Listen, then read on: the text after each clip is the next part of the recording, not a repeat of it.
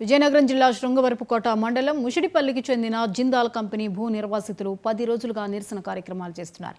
ఈ కార్యక్రమాల్లో పాల్గొన్న ముత్యాల సన్యాసిరావుపై నిన్న అర్ధరాత్రి ద్విచక్ర వాహనంపై వెళ్తుండగా కొందరు అడ్డగించి తాళం సెల్ ఫోన్ లాక్కొని దాడి చేశారు. కంపెనీ రాకున్నా జిందాల్ వ్యవహారంపై ఎందుకు నిరసన చేస్తున్నారంటూ బెదిరించారు. ఇకపై నిరసనలో పాల్గొంటే కుటుంబం మొత్తాన్ని చంపేస్తామని బెదిరించినట్లు సన్యాసిరావు ఆరోపించారు. వెంటనే 100కి ఫోన్ చేసి పోలీసులకు సమాచారం ఇచ్చినా ఎవరూ పట్టించుకోలేదని ఆయన చెప్పారు. గ్రామానికి చేరుకుని కొందరు గ్రామస్తులతో కలిసి తిరిగి రాగా ఎవరూ కనిపించలేదని సన్యాసిరావు పోలీసులకు ఫిర్యాదు చేశాడు. గాయాలతో ఎస్కోట ఏరియా ఆసుపత్రిలో సన్యాసిరావు చికిత్స పొందుతున్నాడు. జిందాల్ విషయం మీద గత వారం రోజులుగాను ధర్నాలు చేస్తున్నాను. భూములు పోయిన నిర్వాసితులు, అందులో నేను ఒక బాధితుడిని.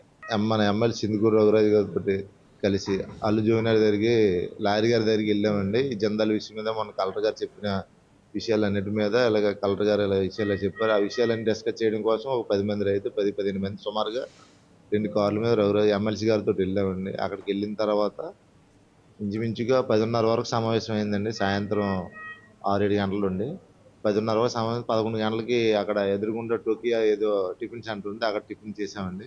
టిఫిన్ చేసి 11:30కి ఇలా బయలుదేరి వచ్చాము.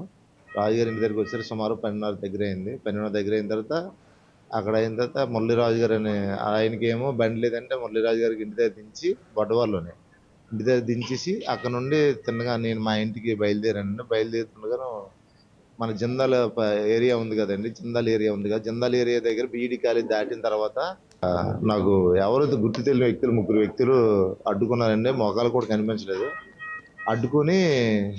అడ్డుకున్న తర్వాత నాకు బండి తాళం లాగేసుకున్నారు. బండి తాళం లాగేసుకొని ఫోన్ లాగేసుకున్నాను.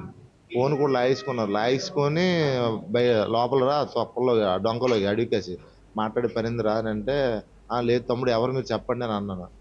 లేదు ఒకసారి రండి, బయటికి రండి, లోపల రండి. నేను వెళ్ళలేదు. వెళ్ళపోయేసరికి తప్పమని జిందాల్కి వ్యతిరేకంగా స్టేట్మెంట్లు ఇస్తున్నావు, కంపెనీకి వ్యతిరేకంగా ఇక్కడ గుద్దేశాడండి ఒకడు. తర్వాత మాట్లాడుతున్నాం, ఇంకోటి వచ్చి ఇక్కడ గుద్దేశాడండి. గుద్ది చాలా నానా వల్గర్గా నానా బూతులు తిట్టారండి.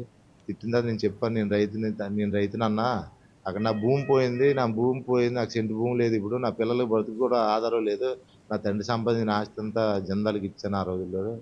మీరు ఎలాగంటే ఇంకో నాకు మాట్లాడే ఛాన్స్ ఇవ్వకపోతే ఏమో 3 సార్లు నెత్తి మీద రాడ్ ఉంటే ఒక రాడ్ తోటి 3 సార్లు నీకు ఇదే లాస్ట్ ఫైనల్ వార్నింగ్, నువ్వేమైనా ఇప్పుడు నీకు చంపేస్తామో ఏమైనా నెక్స్ట్.